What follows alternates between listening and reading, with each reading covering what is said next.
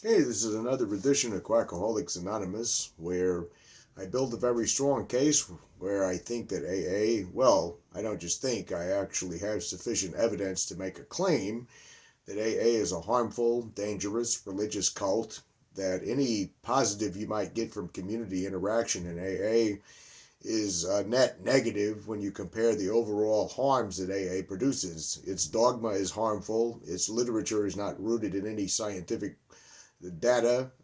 There is no the grand religious claims it makes are not rooted in any kind of reality. It's a authoritarian religious cult that forces a lot of harmful dogma on you that makes you think that you are a less than human being because you had a drinking problem or a drug problem. And of course, if you had a drug problem, you get an extra layer of guilt on you because you're not probably a real alcoholic. I attack the literature and I attack the behavior I see in the rooms and I attack the fact that the 12-step industry has turned itself into a treatment center monopoly in this country and around the world, unfortunately, I found out, where it's the go-to gold seal standard for treatment and it's no treatment at all.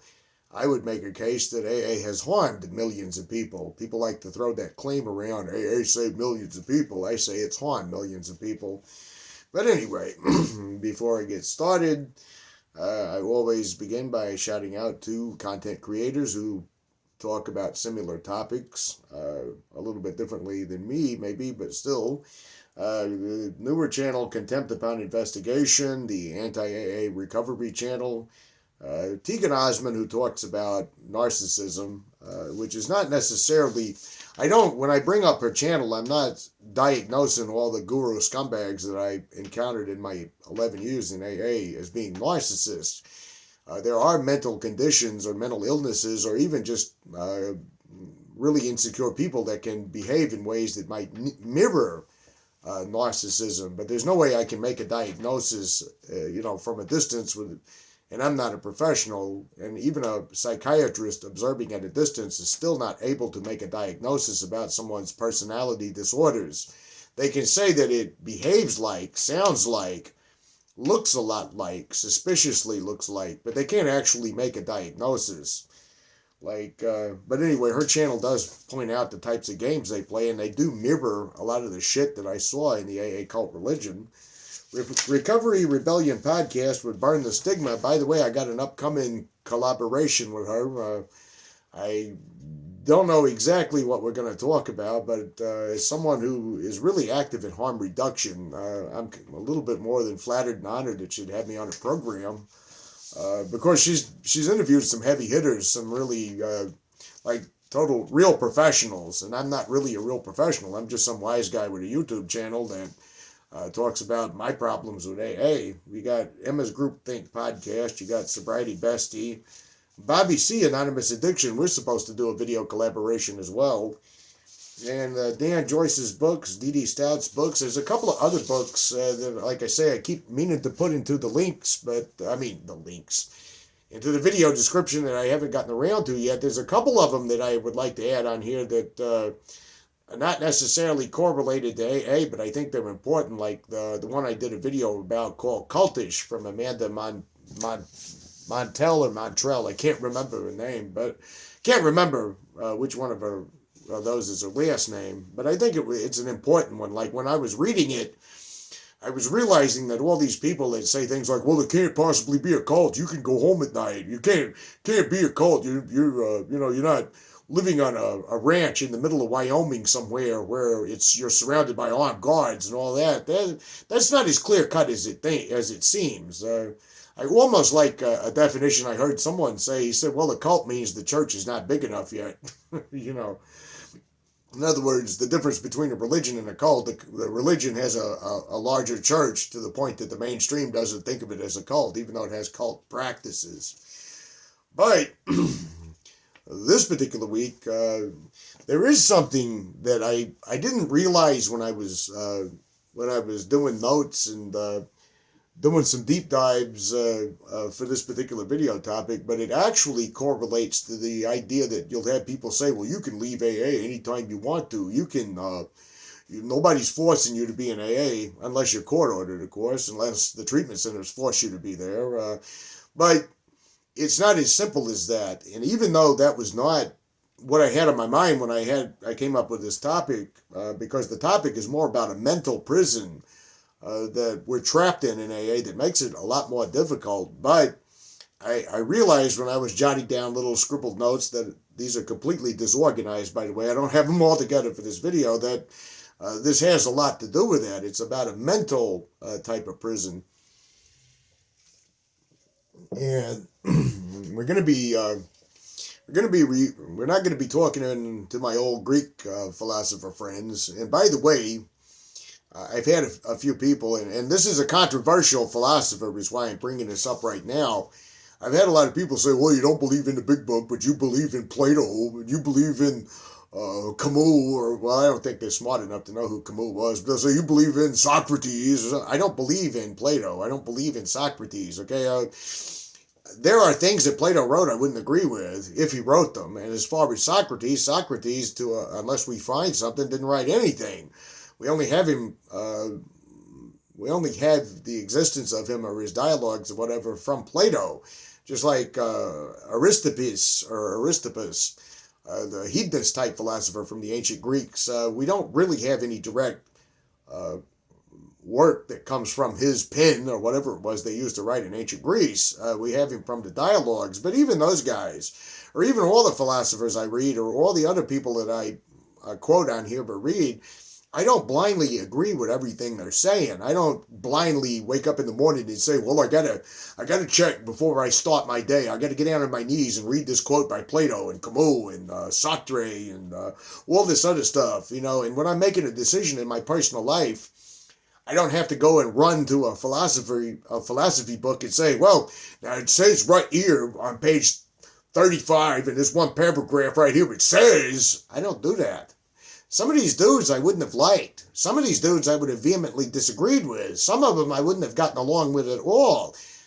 Some of them would not have liked me. Some of them would have had harsh criticisms of my views of the world. That is not how, if you like delving into philosophy, that's not how philosophy works. You're not supposed to blindly follow or have blind allegiance to any of these people.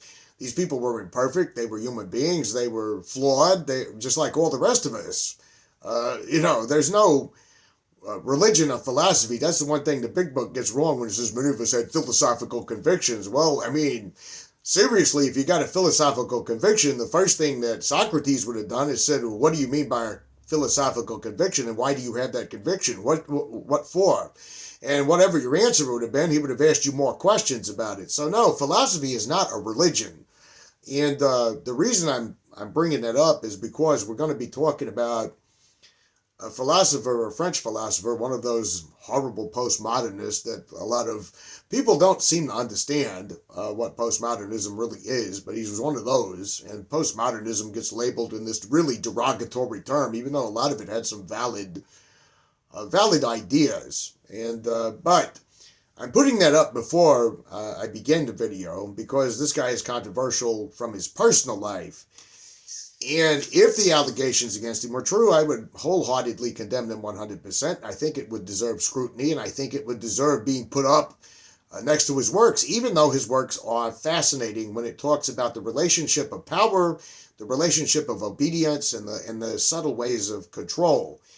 And now that I've got everybody sufficiently confused and I probably lost the entire fucking plot, I'm going to go to my notes and you'll see what I'm talking about when I dive in. But I need to power graded myself to do it. I need the magic vape. You see, the vape makes me intuitively know how to handle situations which baffle me, you know. And then, by the way, there is more evidence for this magic vape than some mystical spirit of the universe that can only heal you if you're a true alcoholic, which there's zero evidence for. But anyway, a long time ago, and this is how I want to, well, this is not what my notes say, but this is what I want to begin with. A long time ago when I was kind of new to AA, and I was going home from meetings, and I was internalizing all the bullshit I was hearing in meetings, although at the time, being a brainwashed cult member, I didn't think it was bullshit. I thought this was profound. I thought this was the secret to the universe. This was the fucking Da Vinci Code, the Lost Ark, all of it, all rolled up into one, right? This was the holy grail that I've been looking for my entire life. This is maybe the answer to everything. And being older now, getting close to my 48th trip around the sun, I can honestly say anytime you hear something that's too good to be true, it probably is. And anytime you hear something that promises to solve all your problems, it's probably bullshit. But being young and naive at the time, I did not know that. And, my life was a complete mess at the time. And I just thought this is going to solve everything. And I didn't realize my life was not a complete mess due to drinking alone. AA has these simplistic ideas. Well, you drink, you become a bad guy. You were always a bad guy because you're selfish alcoholic and now you got to find God. Bullshit. Total bullshit. But when I was alone in the early days, I would literally go home from a meeting and I would internalize all this and I would think about it when I was at work. Where I was working at the time was a printing factory, and although it could get complicated, a lot of the time it was pretty brainless. You were changing dials on machines, you were stacking paper on pallets, you were band wrapping things, you were doing a lot of manual labor, but you didn't have a whole lot of it didn't require a whole lot of critical is not the word. It didn't involve a lot of analyzing, problem solving, and that sort of thing. It did when you were new at it, but once you'd been doing it for a couple of years, it was all brainless. I mean, I could have done a printing press job in my sleep at the time that I first got into AA, so I didn't even worry about measurements, and I didn't need to worry about calculations, and I didn't need to worry about adjusting the machine to this width and this height and all that other kind of stuff. I just kind of instinctively knew how to do it. So I had a lot of time to think. I had a lot of time to internalize. I had a lot of time to be standing over the printing press and thinking about what I'd heard in the meeting and thinking about a big book quote. And yes, this is very embarrassing and humiliating to admit, but I would actually sit on my break looking at that stupid fucking book and reading paragraphs and highlighting paragraphs and simultaneously hating myself because I kind of had a feeling that after this long, hard day at work, I was probably going to drink. Which, by the way, in retrospect, it never fails to amaze me how I didn't notice the obvious. I was actually not drinking as much in those early days whenever I would relapse. I was actually going periods without drinking. And then when I would drink, I was like, oh, I don't want to get drunk. I really don't want to get drunk. I got to get this program, which means I was controlling the drinking the whole time. And my voice is a little off today because my sinuses have been screwed up with the seasonal changes. So if I sound different than usual, that's what it is. But anyway, there would be times that it'd be late at night, insomnia because I wasn't drinking, or I'd be feeling guilty because I would catch a buzz from a half pint of vodka or something. Well, in those days it was bourbon. It was in my later years that it just became straight up vodka. But I'd be sitting there looking at the big book, and I would take out notebooks, and I would write inventories, and I would try to follow it exactly like it was done in the book with the 3 paragraphs, and I would write down about how I was being fearful and how I was into self-willed and how it was hurting my pride and my ego and all that other thing. It kills me when people are always telling me, well, you just didn't take the program seriously. If only you knew just how fucking brainwashed I was. If only you knew how serious I took this goddamn bullshit. But the key to this is, I remember one time coming off of, I was in the middle of a drunken bender, and it would be 4 o'clock in the morning, and this is during the end days, during really dark periods, and it would be 4 a.m., and I'd wake up with the shakes, and I'd be sitting there drinking vodka, trying to get drunk enough to go back to sleep, and it was freezing cold in the wintertime, and I was sitting there, and I'd have the fucking big book open at 4 o'clock in the morning, and I'd be thinking to myself, I'm going to die because I just can't get it. I'm going to actually die. Here's the key to all of this. I'm not just telling a story. I'm letting you know that nobody in AA was present during all this time, during these solitary moments. There was no sponsors standing over me when I was at the printing press thinking about the big book. There was no AA member right there with me on my break at work when I was looking at a big book or a 12 and 12. There was nobody telling me to open up a big book at 4 a.m. when I was drinking liquor trying to stop the shakes. There was nobody present. But I was behaving as though I was, and I talked about this in a different video, but this is a different type of observation. This is not the Viktor Frankl observation where the way you're behaving is influenced by, who's important to you or the people you love. This is a different type of behavior, and it's going to bring in the controversial guy. Nobody was telling me to do these things, but I was doing them anyway as though I should do these things, as though there were rules to follow. When you're drinking, you need to read the big book. When you're relapsing, you need to be in a meeting. When you're feeling down, you need to be in a meeting.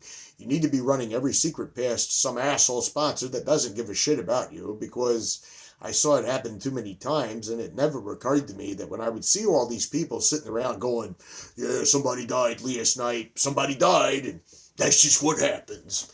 Never occurred to me that if I had died, that's exactly what they would have done to me too. I'm not immune. But nobody was watching me. But I was behaving as though I was under these rules and commandments, kind of like religion did to me when I was a younger guy and I was a devoted Catholic. And that's a topic that I could get into, but let's stay on track. But I was behaving as though these are the rules. This is what you must do. This is where the answers lie. And what is all that in this solitary prison where nobody's standing over me, making me behave as though someone's standing over me? Well, that's when we get to Michel Foucault. And but there's a couple of things to think about. AA says rigorous honesty, but who decides what's honest? That's what I used to say to myself in these 4 o'clock in the morning drunken benders. Maybe I'm just not honest. AA says character defects. Who's watching out for those? I used to sit around thinking that maybe the spirit of the universe was watching, or maybe I was just such a flawed human being, so unworthy of anything, not even worthy of my life, that was what was dragging me down. Well, Michel Foucault called it the Panopticon, and that's what we're going to be talking about today. And I want to say it again. Let me be clear. Michel Foucault's own life contains allegations that deserve scrutiny and should never be excused, should never be downplayed. But the value of the lens doesn't really depend on the flaws of the one who polished it. The Panopticon that he was analyzing isn't a defense of Foucault. It's a dissection of power and the relationship to power and his contributions about the observations of power. And it fits Quackaholics Anonymous. He was a French philosopher, this Foucault. He made a career out of exposing how institutions, churches, schools, prison, even medicine, claim to heal or guide us while they're quietly, subtly shaping our obediences to them. He had a real strong critical opinion of places like mental institutions where they lock people up and just put them away. He noticed that in ancient history, a lot of the times, especially among more primitive groups of people, that people who were mentally ill were considered maybe touched by the gods. They were kind of left alone. They were kind of, he's touched. Let's take a step back from him. And some tribes might have even made him a prophet. Who knows? But he noticed that the way the modern institutions were working, it wasn't working in the favor. Like, prison's not really about reforming people. And I don't think that's an exaggerated claim to make. When you see people all the time, I hope they lock him up. I hope they lock him up and don't give him any good food and just give him bread and water till he dies. I hope they lock him up. I wish they would torture him and all. There's no reform there. I'm not saying that everybody can be reformed. There are people who are utter pieces of shit, who do god-awful things to other human beings that I kind of think have lost their right to be reformed. But I'm talking about the people that are serial killers. I'm talking about the people who do really heinous, horrible things. If you're the kind of person who would torture some innocent, some helpless victim to death while they're begging for their life, and you show no mercy to them whatsoever, I really have a controversial opinion, and I don't think these fucking serial killers should be allowed to paint pictures and post artwork and have fan clubs and all that other shit. It pisses me off when I hear about that. So I'm not saying that everybody can be reformed. I'm not saying I'm right about that either. I could be wrong. Neuroscience could come out in a few years and say, well, this is what's wrong with the fucking serial killers, so let's just do this to them. But that's not exactly what he was noticing. But my point was, prison is not usually about reform. If you smoke marijuana and you get caught up in the system and you get a mark against you on your background and it fucks you up with getting employment, and then you got a black mark on your record, and then you get these other kinds of stigmas surrounded with you, prison's obviously not about reform. And churches are obviously not, in my opinion, trying to lead us to a truth. They're trying to lead us to a certain conclusion based on their own interpretations of whether it's the Bible or the Quran, or whether it's whatever holy text you want to do, or whether it's even some of these metaphysical spiritualist type communities that are prone to what's called spiritual narcissism. That's a video in of itself. But Foucault noticed that this was a power structure that was going on, a power structure designed to craft obedience. And he sort of made his philosophy. Now, it doesn't cover all of his work. I'm just giving you a very general idea about some of his ideas that are pertinent. I used a cult word. AA Vape wants me to, no, the higher power called the vape. I need to pray to it right now to remove that word from my vocabulary. Pertinent. It's gone by the miracle of the vape. But what's important to this video,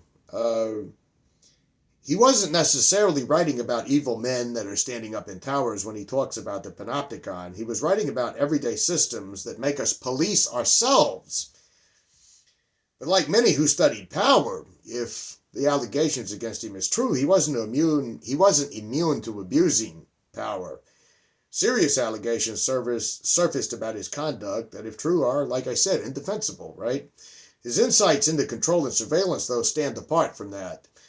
We can reject the man's actions while still studying the mechanisms he revealed in his observations, because the mechanisms he observed didn't become invalid because of his own behaviors. Now, I already know I got to stop and do a disclaimer right now, because there's going to be some fucking cult member that's going to jump in here and he's going to say, well, you think it's okay that Foucault may have done what he done, but you talk about 13-step abuse, and you talk about how the Epstein files should be released and the powerful are getting away, which, by the way, Foucault would have known something about in terms of power structure. You notice victims of sex abuse often go unheard, and there's a power structure to that too, by no accident whatsoever. But they're going to say, well, you talk about all that, but now you're saying Foucault's okay. No. No, I'm not saying that. I'm not excusing anyone, okay? But here's the difference. Foucault didn't preach morality and spiritual confessions and all that other horse shit. He didn't claim virtue. He didn't build a program demanding obedience and purity. If he had, then I'd be a lot more harsh about him. I'm not excusing anyone. Nor am I trying to hide behind sacred text or ritualized handshakes or any of the rest of this bullshit. But he examined these systems of control that call themselves caring. And I think that's important, because AA talks about care. It talks about, we'll love you till you learn to love yourself, which you can't do in AA because you're a degenerate piece of shit drunk who always needs to beg and scrape to the higher power spirit of the universe. But his idea about a panopticon, it's a circular prison. It came from Jeremy Bentham. But it's this circular type prison where one unseen guard, or maybe multiple unseen guards, you don't really know, but they could watch every inmate. And of course, perhaps at the time he was thinking about this, they didn't have the massive surveillance systems that they have now, where everybody just knows they're being watched in a prison. But the idea is, modern institutions, and this is his point, they don't need whips or chains to dominate people. They get us to internalize the watcher within. We behave as if we're being under surveillance, even when no one's around us. Kind of like what I was talking about earlier when I sat up at 4 a.m. and was drinking vodka to stop the shakes, and I was sweating and I was retching and trying to get more vodka down to stop the vomiting, and I would grab the big book and start reading it like it was a sacred fucking talisman when it's nothing but rags. I mean, literally pulp paper. The psychological surveillance that he's talking about is dressed up, though. It's dressed up. It's not like you're being watched. We're watching you at all times. Big Brother is watching you. It's not like that under Foucault's ideas of observations about both prisons and cults and everything else. It's dressed up as a moral order. And that's what he was talking about. And that's where AA's culture of confession and sponsorship start to look a lot like a spiritual panopticon, whatever, the accent fucks it up every time. Foucault's panopticon metaphor isn't about a moral conscience. It's not about feeling guilty if you do something wrong. It's not if you steal money out of somebody's purse or something like that and you feel guilty about it. He's not conflating the two here. He's talking about structures manufacture a self-surveillance of their own. It turns visibility, and I'm grabbing another note, into discipline, where people accept the possibility that they're being observed and they start normalizing and internalizing who the observer is, and they start policing themselves. Nobody made me read the big book when I wasn't in AA meetings. Nobody made me go home and grab a piece of paper and start writing about fear and all that other horse shit that AA preaches. But I was internalizing all the shit that I was hearing in those meetings, and I was taking it home with me. And then they'll say, well, you can just leave anytime you want to. You really can't. And I think they know they're full of shit when they say that. It's just another one of their blatant distortions of truth. It's like putting someone in a really abusive environment when it's the only environment they know, and then opening up a door and saying, you can walk out that door anytime you want to. Knowing they're not going to fucking do it. Self-policing. It replicates the institution's power without visible coercion. Nobody grabbed my arm and said, write a 4-step. I just felt compelled to do that because everybody was saying, well, I got full of self and full of pride and I almost blew my brains out after I drank that 19th bottle of vodka and snorted enough cocaine to kill an army of people and put a gun to my head and pulled the trigger and the bullet didn't go off and I heard a voice in my head that said, you need to write a 4-step. And yeah, I've heard stories just that fucking stupid in AA, believe it or not. The Watcher in Foucault's Panopticon could be totally imaginary. There may not be no God in the God Tower watching the people in the circular prison, but they believe so strongly there is that they will behave. And the behavior it produces is real, it's predictable, and it's useful to institutions. Step work, meetings, sponsorship, confession. Those aren't innocent tools of support. They're ritualized surveillance methods designed to make you feel like you're under observation all the time. If you leave a meeting and you have a drink and you don't tell no one about it, you're only as sick as your secrets. And sooner or later, there's gonna be a day of reckoning. More religious bullshit. But think about it like this in AA. Every story that's told in the room, every admission that's made while you're sitting there listening to it, every private flaw confessed becomes evidence in the unseen panopticon of AA. I started learning to behave as if I was always being observed by the AA program. Okay, I was internalizing the rules, the steps laid out in the big book, as it's laid out in the big book, in the first 164 pages, and performing recovery on command, almost like Pavlov's dogs salivating when they would hear a bell, right? Sponsors, they're the closest thing to the sentinel in Bentham's design. They hold the keys to advancement. They hear the secrets. They can grant acceptance to you in the group or withhold it. Think of the old-timer hierarchy you see in almost every single fucking home group. It's up to them to decide if you get popular and deserve to get called on. It's up to them if you're going to be on the outs. It's up to them if you're acceptable part of the in crowd. It's all up to them. And by the way, one of them is sponsoring probably half the group, and the other one is sponsoring the other half of the group. So they got all your secrets. They can grant acceptance or withhold it. They have power, and we've seen how that gets abused. So we're not inventing dangers. We are observing structures. If you stepped outside of it and really looked at it, kind of like the God watching, the system is built to manufacture obedience under the guise of healing and getting better. And, we'll love you till you learn to love yourself. We'll control you until you learn to submit. AA's foundational text teaches that our failures, our pain, our suffering, even events beyond our control are somehow all our fault. They're proof of our moral defects. Even if you got beat up as a little child, you had a part in that because you would later become a drunk.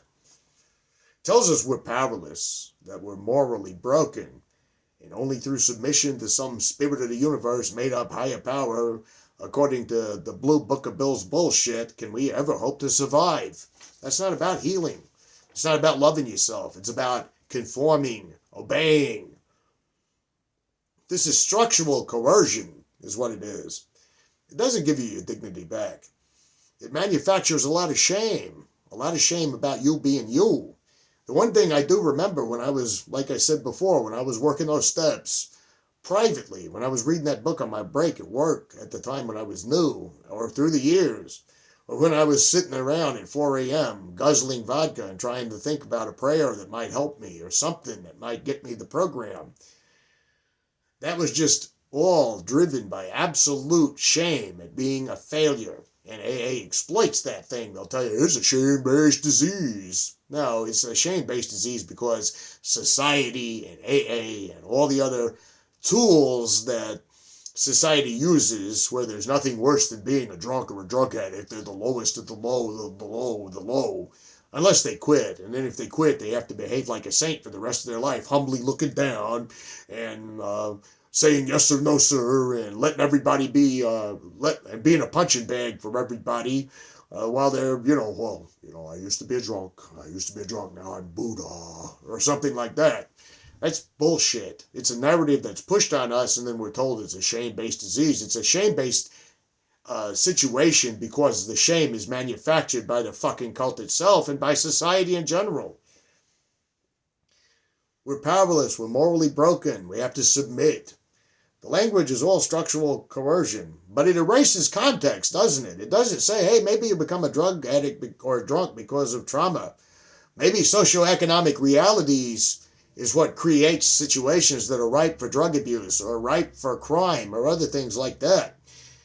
Maybe some people do have serious mental illnesses, and I'm not talking about grave emotional and mental disorders. I'm talking about people who have survived abuse. I'm talking about people who actually suffer from actual mental illnesses. I'm talking about people who have chemical imbalances and all those other things. But all that's wiped away. Anything that might complicate this little bitty tiny spiritual narrative of bullshit that they push on people is just dismissed because it doesn't fit their little narrative of sin and virtue and confession and good and bad and right and wrong. And then I had to grab another note.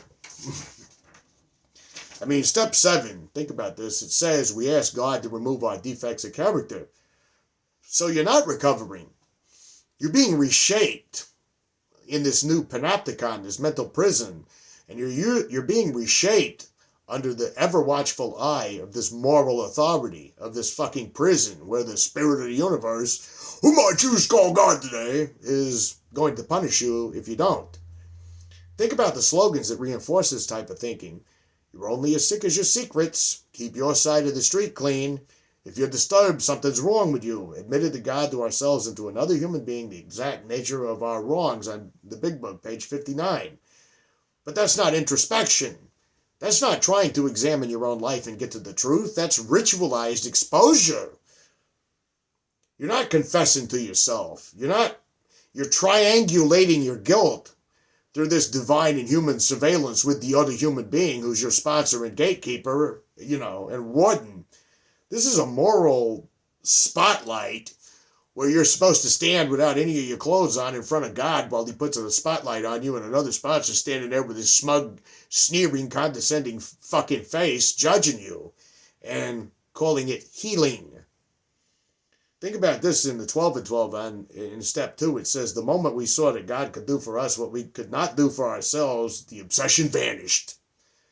This frames stopping drinking as a reward, not healing. It's a reward for surrendering and kissing the ass of the spirit of the universe. You're not empowered.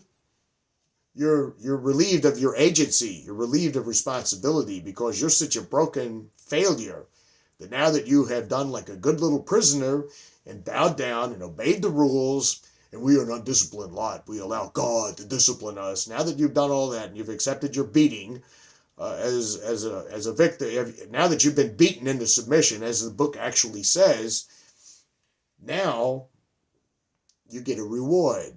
Hey, I beat the shit out of you, but you know what? I'll give you a candy on Friday. Says lots of abusive fucking low-life parents out there, right? Same kind of thinking. Uh, the Panopticon at this point doesn't need guards. It doesn't need a guard that's watching over the prison cells. It didn't need to send any AA sponsor to stand over me during my private hours of torment when I was looking at the big book.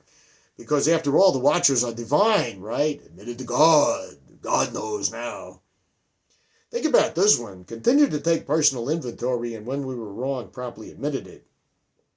That's just behavioral surveillance, and now it's been turned inward. Had to take a hit of that. Because now you're being trained. You're being trained to scan yourself endlessly, confess instantly, and never question the criteria. This is the Panopticon that Foucault was talking about in motion. Now you're surveilling yourself all the time. You see, the program has filled your head up full of all this garbage from this horseshit book, and now you're actually living the program by being under a constant state of surveillance and being watched all the time, even in your private moments, even if you have a moment of anger, even if you have a moment of frustration. The Panopticon, the spirit of the universe, the entity called the meetings, is watching you. And if you do anything wrong, you might just go back to drinking and die. How about this one? Sought through prayer and meditation to improve our conscious contact with God. The Big Book, page 59. Conscious contact. Sounds like a euphemism for internalized watching. You're taught that you have to improve being watched, guided, corrected. Not by insight. Not by looking through your life and saying, you know what? When this happened to me and I did this sort of caused me to start looking at the world like this. Or when this happened to me and it caused this event to happen, I took that the wrong way and I screwed up. And, ever since then, I made that same mistake 2-3 times in my life. And I need to correct that because, none of that is going on when you do this. You're not improving conscious contact. What you're doing is you're changing because the invisible authority demands that you change. You're not looking at your life and saying, this is where I went wrong. You're not looking at your life and saying, this is where I'm short-sighted. You're not looking at your life and saying, I tend to get frustrated when this goes wrong, and I tend to do that because of... You're not doing any of those things. You're just being watched. We were entirely ready to have God remove all these defects of character. Entirely ready. It means total submission. You're not negotiating healing. We're not supposed to negotiate healing. Did you know that? If you're trying to get over a trauma, if you're trying to get over something that's bad for you, or if you're trying to break an addiction cycle or something like that, you're not supposed to become entirely ready to be further disciplined. Imagine being in prison, and then at one point you're told by the warden, are you entirely ready to really submit, rat out the other prisoners, and maybe help me destroy my political enemies? Are you entirely ready? If not, we'll put you back in solitary confinement. You won't get no sunlight. You won't get no food. You won't get no water until we decide to. Are you ready? That's what this is literally about. You're not healing. You're preparing for moral surgery under divine hands. In AA, the meetings become the watchtowers. Sponsors become the moral auditors. The group becomes the ever-watchful eye of the Panopticon. You're told to share everything, confess everything, and then you got to monitor yourself all the time. And if you don't, you're in denial. You're not working the program. You're headed for a relapse. That's not support. That's not loving you until you learn to love yourself. That's surveillance. You've done fucked up your life so bad that for the rest of your life, all your thoughts have to be watched, all your actions have to be watched. Every move you make, to quote the old song by the Police, oddly enough name, even though I don't think that's what Sting had in mind when he wrote that song. Every move you make and every breath you take will be watching you. AA asked you to surrender. And too many times I've heard people say things like surrender to win, or you have to give it up. You have to let go absolutely. Nothing works until you let go absolutely. But why don't we look a little bit closer? The surrender is not really to a spiritual journey. You're not doing something like what some people who follow, like by chanting certain meditative mantras and saying, I'm open to whatever might happen today, or something like that. You're not really on that kind of journey in AA. They make it sound like you can be on that kind of journey, but you're not. What you're surrendering to is an institution, a set of books, social machinery that's designed to enforce what is normal, what's acceptable, under the ever-watchful spiritual cover watchtower. We're told to let go and let God, but in practice, that often means the program. Let go and obey the program, obey the sponsor, conform to the rituals, or risk being judged. Like the song by Rush, conform and be cast out. And you'll be cast out publicly, socially, morally, and then you'll be told you're going to die. But you can leave anytime you want to. Nobody's forcing you to, right? Nobody's forcing you to do it. Remember that movie, One Flew Over the Cuckoo's Nest, where Jack Nicholson is pissed off that he realizes he's actually committed to the mental institution, and then half the patients look at him and say, well, because he's upset the patients didn't tell him, and he yells out in the group therapy session, how come you guys didn't tell me about this? And they all look at him in confusion and say, we're voluntary. We can leave anytime we want. Yeah, you can leave anytime you want to, except you really can't. Foucault would have recognized this immediately. The Panopticon doesn't need to lock the doors. It doesn't need to punish overtly. We lock ourselves into the Panopticon, and we become the wardens of our own shame. Why was I reading the book when I was shaking violently at 4 a.m. and drinking vodka? Because I was such a horrible person that only this book was going to save me. Not because someone was standing over me, but because I had been programmed to believe that. Even in reflective text, the problem persists. Humility really is a moral tool, not a virtue freely chosen. You're not choosing to be humble. You're not choosing to say, today I'm going to stop trying to think I can arrogantly do things and I'm just going to see what happens. You're not doing that. It's a tool. You got to be humble or you'll be cast out. You'll be drunk. You'll be killed by self-will run riot. Good behavior is often defined externally in AA, right? It's just if you can say the right words, if you can mimic the right act, the right responses, if you could do all the right performances for the ritual in the religion. Missteps, messing up, deviating from the script, that's evidence of character defects.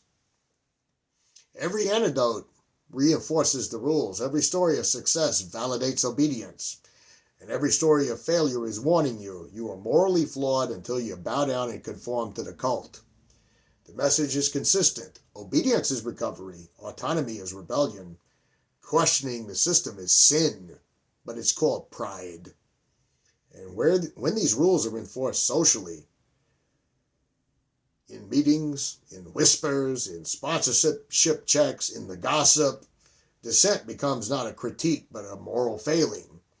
AA teaches you to watch yourself endlessly, confess endlessly, surrender endlessly. It's not recovery. It's a panopticon. And the way out isn't more slogans. The way out is freedom. It's clarity. You can... all of my notes almost just fell and it would have made a horrible noise with paper going everywhere. You can't really examine your life if you're being told what to look for and what conclusions to reach. And like I've said before, I don't remember who it was who said this, but I think it sums it up perfectly. Even if you believe in some otherworldly or whatever and you want to go search and find it, you can't find it if someone's telling you how to look for it, what it wants, and everything else. And to use this quote again before I continue, is imagine, kind of like the horse with the blinders, you're looking through this one lens like this, and you got these group of people over here, and they're saying, look this way, only look this way. And then you got a group of people, no, only look this way, only look this way. Don't ever look over here, just look this way. And then somebody comes along and takes the blinders off, and then you realize, I can look in a million different directions if I want to, because it's my life. It's my choosing. Foucault warned us when surveillance becomes internal, control just becomes invisible. We don't have to enforce rules anymore. You're already under our thumb because you're under your own surveillance. You're in your own cell. You got the key to get out, and you're just not going to do it because you think that by turning that key and walking out of that cell, you're going to die. So do you really think you can just leave at any time? Do you think no one makes you go, even when you're not legally coerced? Or were we all, who are trying to get out of this, enslaved in a panopticon of AA the entire time we were there? Because after all, to quote Foucault directly, power is tolerable only on condition that it masks a substantial part of itself. Most of the time, to be a successful type of authoritarian, you don't fuck things up by sending troops into cities and things like that, which makes the people openly hate, what you're doing. You need to just be powerful in a subtle kind of way where everybody doesn't want you to step outside, where everybody says to you, don't do that or you'll be cast out. You don't want to be like those other assholes that was cast out. You don't want to be what was that teenage series? It wasn't that great for a while. Divergent. You don't want to be Divergent. You see AA slogans mass power behind spiritual language. This quote pierces that veil and affirms your thesis. Visibility is the trap. If the AA cult came out to you on your very first meeting and said you got to get religion, or like that one bastard I used to see that'd say, well, see, the first tradition means the group comes first, the individual comes second. If you heard that on your first meeting, you'd be gone. I think we should follow Albert Camus, though, if we're going to talk about anything when it comes to, and he wasn't a postmodernist. He didn't like the term existentialist. He liked the term absurdist. The only way to deal with an unfree world is to become so absolutely free that your very existence is an act of rebellion. You can resist authoritarian regimes when they're openly being authoritarian, safely, non-violently, because you don't want to end up getting hauled away. And you can resist cult mind control by walking away. So anyway, I think that's pretty much everything I got to say for this week. So let's add that subscriber comment. This subscriber writes, spiritual, not religious. Well, based on the Fourth Circuit federal court case in 1994, that still has standing, and it begs a question. Dear AA Steppers, since you all claim that AA is spiritual and not religious, do you actually mean that AA is a spiritual program that engages in religious activities? Can't have it both ways. Anyway, see you guys in a couple of weeks, maybe, I don't know, next week or the week. I'm not exactly sure, but me and Burn the Stigma will probably be collaborating pretty soon in the video, so you'll probably see that before you see another video by me. So chime in on the comments. Were you locked up in an invisible prison where you were the warden and the jailer and the prisoner all at the same time? Let me know. See you guys later.